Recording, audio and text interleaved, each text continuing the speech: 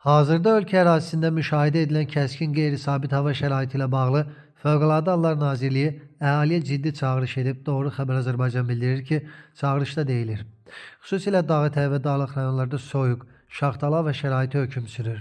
Qeyd olunan hava şəraiti ilə əlaqədar Nazirlik əhaliyə müraciət edərək bir sıra təhlükəsizlik qaydalarını bir daha xatırladır.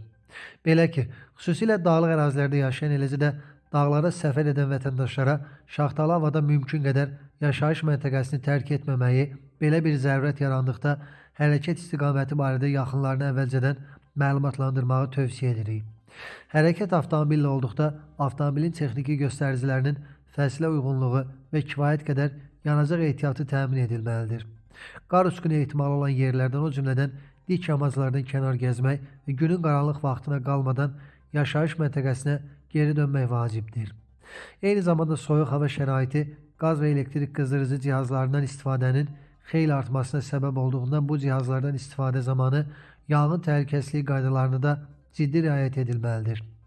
Nasaz, qeyri-standart və ya kurslar üsulla hazırlanmış qızdırıcı cihazlardan istifadə edilməməli, elektrik şəbəkəsi həddindən artıq yüklənməməli, işlək vəziyyətdə olan qızdırıcı cihazlar nəzarətsiz qoyulmamalıdır. Unutmayın, qaydalara biganəlik həyatımıza təhlükədir. Hər hansı bir ciddi təhlükə zamanı 112-yə zəng edin.